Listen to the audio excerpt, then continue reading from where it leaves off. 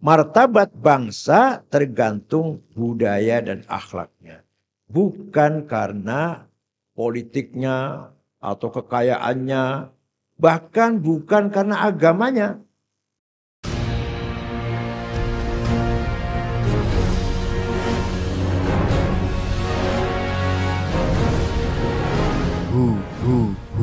Allah. Alhamdulillah bi'in'amihi wa ifdhalih. Tidak nyangka, tidak mengira baru 9 tahun sudah banyak sekali prestasinya. Alhamdulillah. Walaupun terus terang saja seadanya. Seadanya itu apa artinya? Semuanya serba sederhana. Kurang kamar dadak bangun. Kurang toilet dadak bangun. Ya nggak apa-apa. Dadakan itu paling enak. Dan yang paling penting adalah kita menjaga kualitas. Santri sedikit kalau berkualitas luar biasa. Imam Ibnu Malik yang pengarang Alfiyah itu dari Andalus Spanyol, santrinya sedikit. Muridnya sedikit. Tapi di antara muridnya adalah Imam Jalaluddin, Imam An-Nawawi, luar biasa. Imam Syatibi yang sepantarnya Imam Ibnu Malik di Andalus juga, santrinya banyak. Ya mohon maaf, tapi murid-muridnya tidak ada atau jarang yang menonjol. Kalau Imam Ibnu Malik, muridnya sedikit tapi jadi orang semua. Mudah-mudahan murid Sakofa ini walaupun jumlahnya cuma 700 ya. 667 akan jadi orang hebat semuanya. Daripada murid ribuan tapi nggak ada yang beres. Pertama, akhlak. Tunjukkan alumni At-Taqafah Gusti Allah atau Allah itu dalam Al-Quran. Nabi Muhammad kan sempurna tuh. Yang ganteng, tampan, hebat, sukses dalam segalanya. Tapi tidak dipuji oleh Allah. Yang dipuji cuma satu apa? Akhlaknya. Pinternya nggak dipuji, gantengnya nggak dipuji Nabi Muhammad tuh. Gagahnya nggak dipuji. Hebat kuatnya perang atau memimpin perang. Sukses. Nggak dipuji. Yang dipuji apanya? Akhlaknya. Wa innaka la'ala qin'an. Jadi manusia itu yang penting akhlaknya. Mohon maaf. Malah kita punya teman muslim akhlaknya nggak beres. Dengan non muslim akhlaknya baik. Jujur. Milih mana? Ya milih yang non muslim. Punya teman muslim tapi tukang tipu, tukang bohong, tukang ngapusi. Tukang apa? Fitnah, adu domba. Yang nggak layak jadi teman. Tapi punya teman non muslim, jujur, ya. Dulu juga Nabi Muhammad punya teman orang musyrik tapi jujur. Namanya Mut'im bin Adi. Dengan berteman Nabi Muhammad, orang musyrik. Dan karena Mut'im bin Adi orangnya jujur. Jadi yang paling penting apa? Akhlak. Wa innamal umamul akhlaqu ma baqiyat fa inhumu dhahabat akhlaquhum dhahabu. Martabat bangsa tergantung budaya dan akhlaknya. Bukan karena politiknya atau kekayaannya. Bahkan bukan karena agamanya. Negara Timur Tengah sekarang, negara Arab, agamanya benar. Agamanya benar, Islam, Quran, sholat, menghadap kiblat. Tapi perang terus, bunuh-bunuhan terus, akhlaknya morat-marit. Jatuh martabatnya. Orang Jepang agamanya nggak jelas. Yahudi bukan, Kristen bukan, Islam bukan, Hindu bukan, Buddha bukan, Konghucu bukan, apa namanya? Shinto, agama lokal setempat. Tapi terhormat di mata dunia. Kenapa? Kemajuan budayanya, peradabannya. Jadi sungguhnya Indonesia ini kalau mau maju bermartabat, budaya harus menjadi panglima. pembangunan budaya, pendidikan, moral, peradaban, kemajuan-kemajuan masyarakat harus jadi panglima. Bukan politik dan bukan materi. Jadi sekarang Indonesia ini kalau mau pilpres ribut banget, rame banget. Disangka dengan pilpres nanti akan milih presiden yang hebat, akan maju negara ini. Tidak.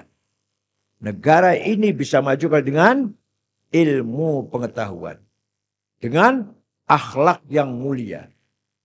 Kata Imam Hasan Basri mengatakan, kebangkitan Islam, kemajuan Islam, bukan dengan kekuasaan dan bukan dengan materi duniawi, tapi dengan ilmu pengetahuan. Ringkasnya beginilah. Sekarang kita ini kalau mau Islam maju, butuh orang kayak Imam Syafi'i. Butuh orang kayak Ibnu Sina. Butuh orang kayak Al-Farabi Al-Kindi. Butuh orang kayak Imam Asy'ari, Imam Ghazali. Butuh orang kayak Imam Ar-Razi. Kira-kira bisa nggak mencetak lagi itu? Melahirkan Imam Razi lagi, melahirkan Imam Syafi'i lagi. Bisa nggak itu?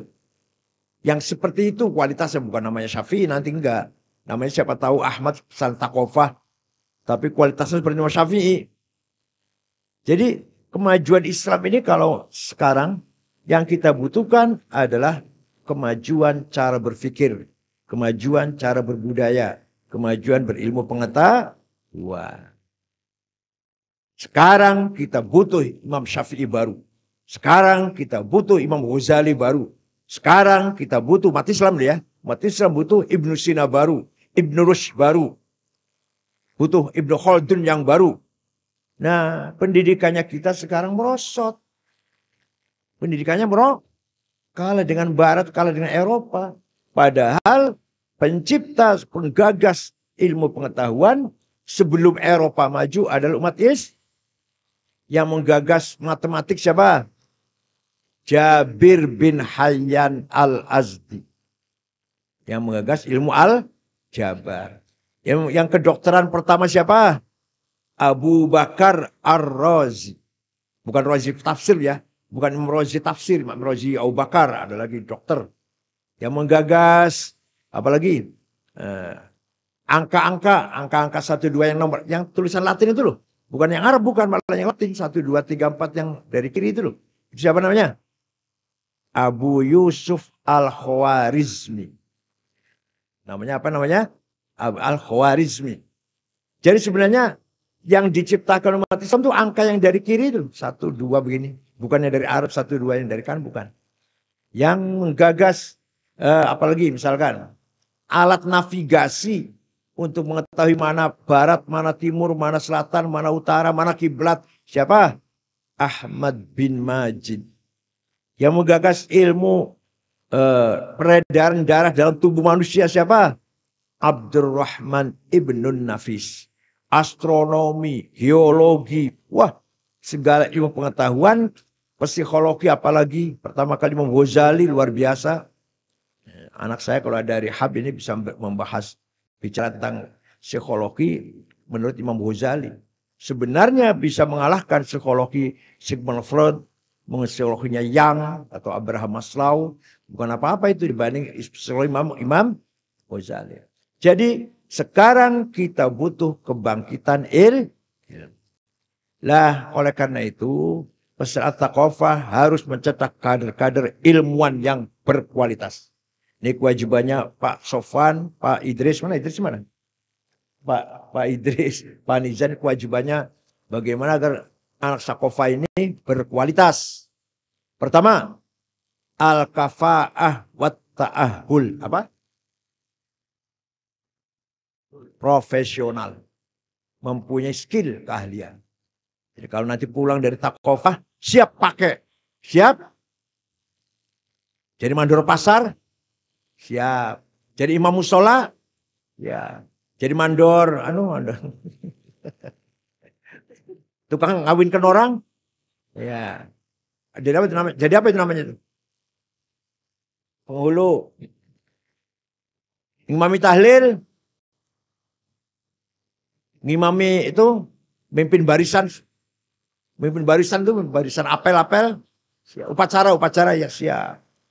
Jadi RT, Alhamdulillah. Ngajar presiden ada ngajar presiden siapa ini?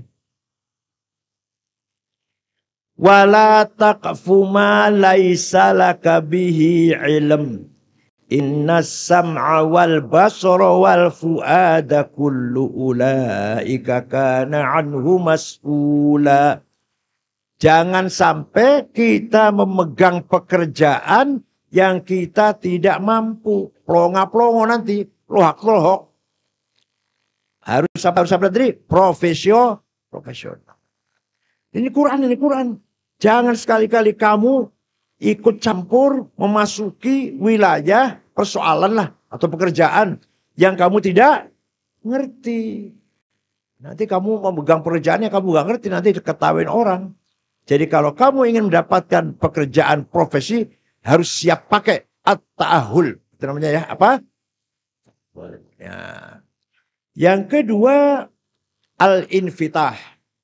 Nanti pulang dari sini harus menjadi orang yang terbuka, open-minded. Tidak boleh tertutup, harus terbuka. Mau kerjasama dengan siapa saja, hubungan dengan siapa saja. Mau kenal dengan non-muslim, kenal dengan non-NU, kenal dengan orang luar negeri, harus siap itu artinya apa? Artinya siap tuh sama tinggi. Selevel itu, jangan kamu kenal dengan nanti ya sederajat. Nanti kamu kenalan dengan Dan Ramil dingkluk nanti gini. Dan Kapolsek takut ini. Jangan. Gimana? Dengar. Angkat. Kenal dengan orang kaya gini gitu nantinya.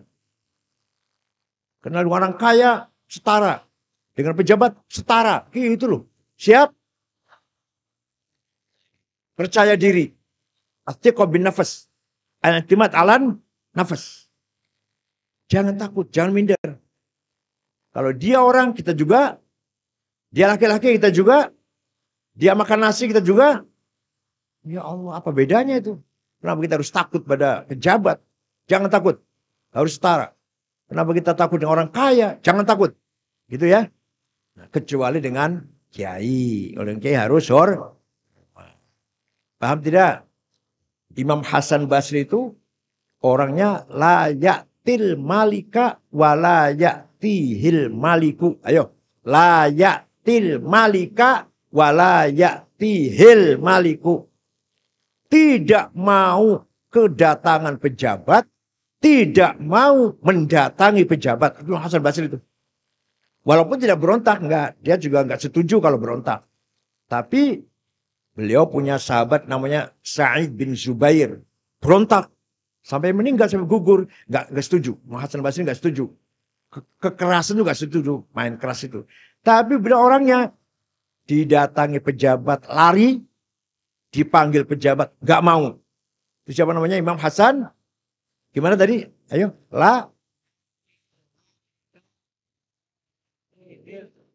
Awas kamu nanti kalau di rumah gitu harus. Jangan tunduk pada pejabat.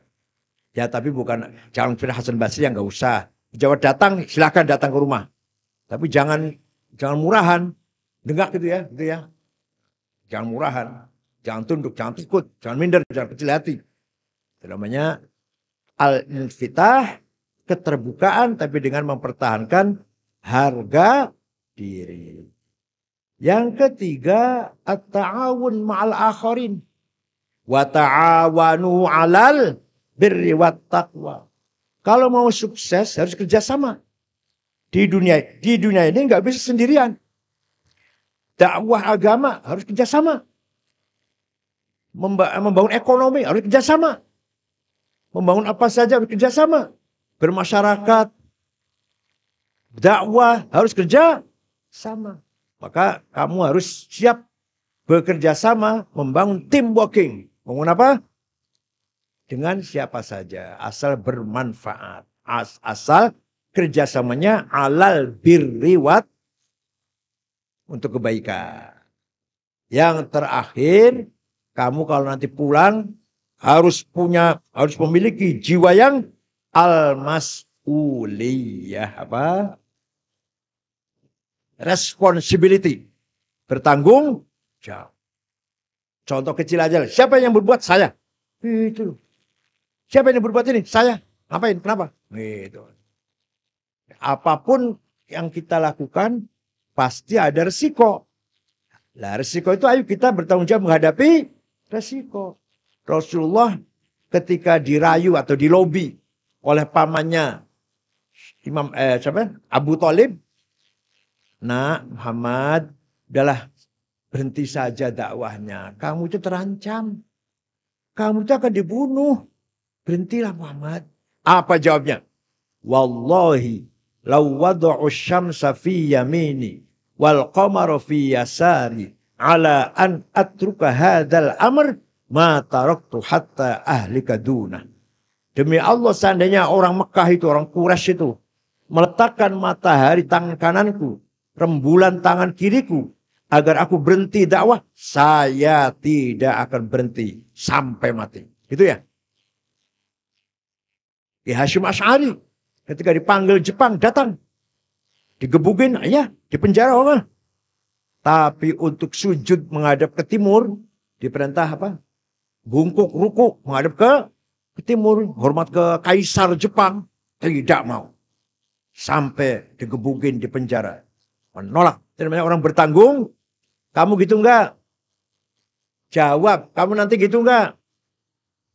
Siap menghadapi risiko? Alhamdulillah.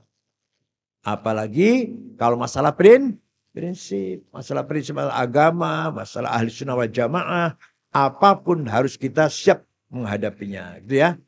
Nah, sekali lagi saya kesimpulannya, satu apa?